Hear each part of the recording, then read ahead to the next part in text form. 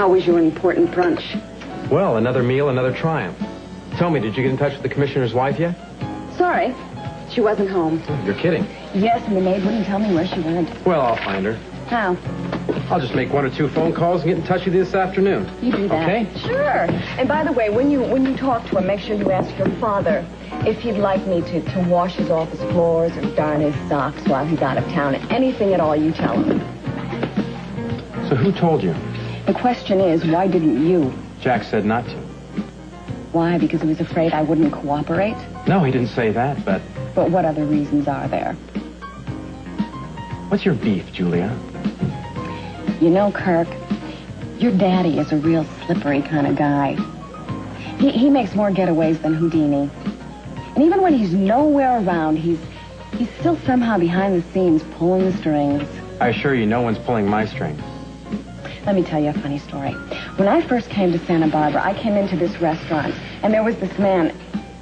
In fact, he was sitting right where you're sitting now, pretending to be your father.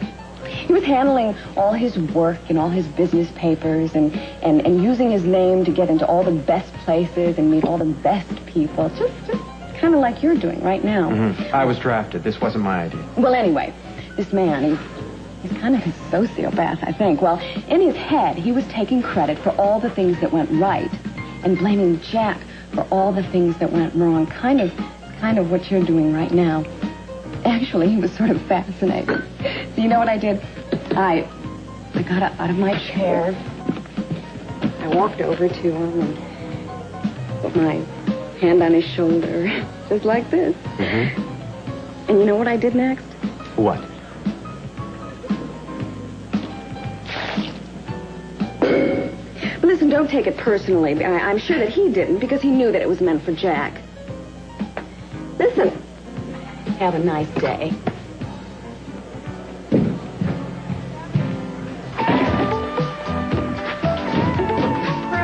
What would your mother say? You invite me home for lunch and then you make me wait outside. Hey, I'm just about finished, Eden. You know, it's a shock to me that you're a better cop than a housekeeper. 5 seconds. 1, 2, 3, 4, 4.5, 5.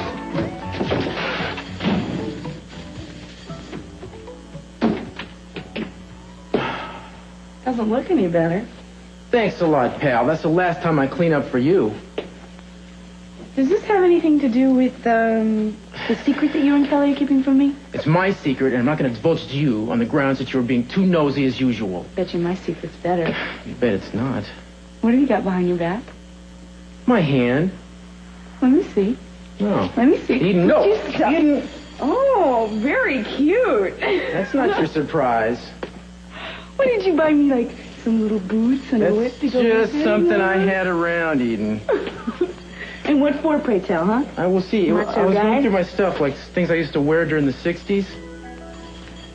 You never wore anything like that, did you? Yeah, I did. It was cool. See, I mean, I was a biker. I had a Nehru jacket. You're making me something, aren't you?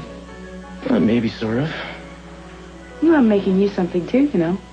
Oh, yeah? Mm-hmm. Well, it better not be the same thing. We're going to be in big I trouble. don't think it could be. Yeah.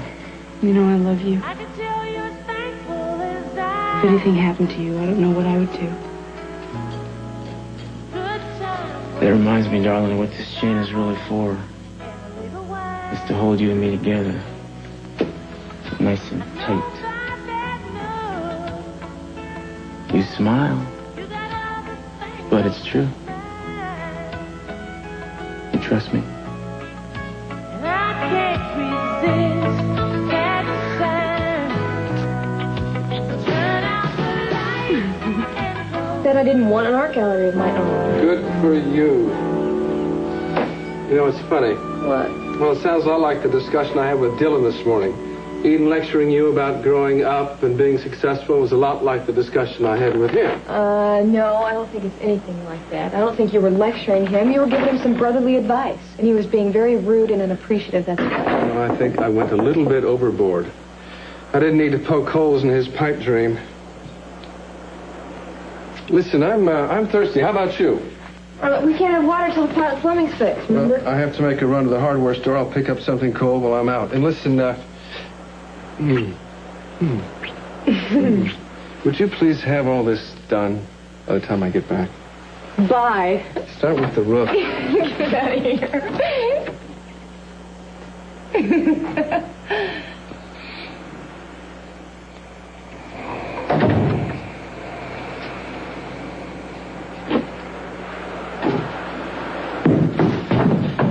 Nick, are you here? What are you doing here? You just left. Kelly, let me borrow the keys to your car. It's those two State Department guys. Why do they want you, Dylan? I don't know. They've been on my tail all morning. I just spent the last hour face down in that drainage ditch. I didn't know if you guys were still going to be here, but you're my last hope. Kelly, come on. They're going to be here. They saw me heading in this direction. Give me the keys. Yeah. All right, fine. Yeah, oh. Thanks.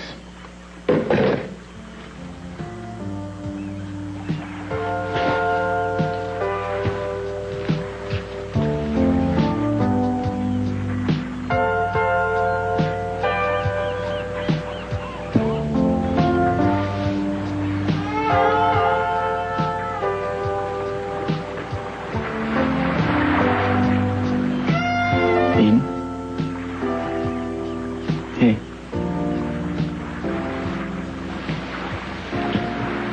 Oh.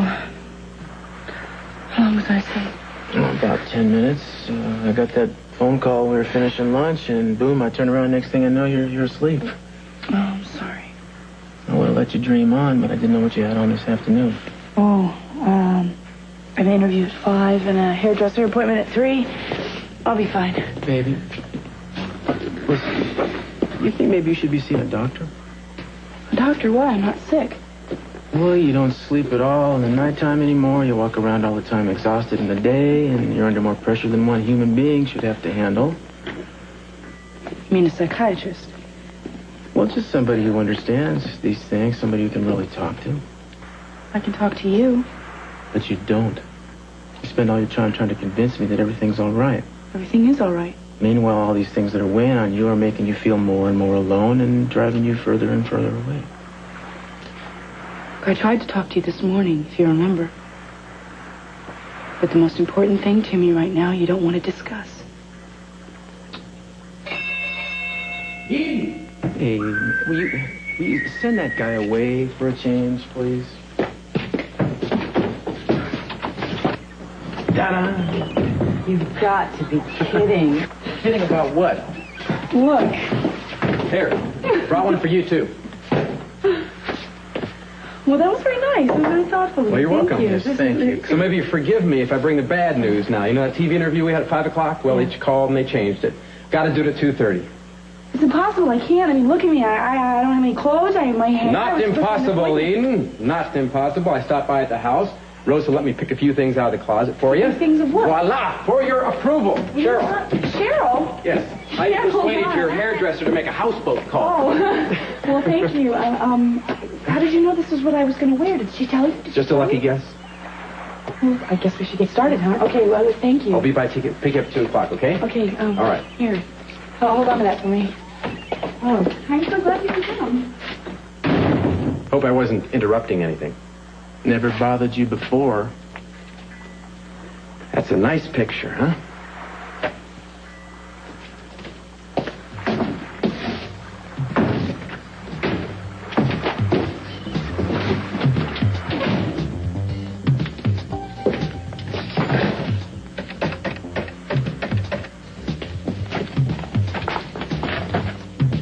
Yeah, this is Castillo, man. I want to report. I already told you his name is Kirk Cranston and/or Kirk Lee. Let's get a move on here. Let's just say I never trust a man with 2 last names.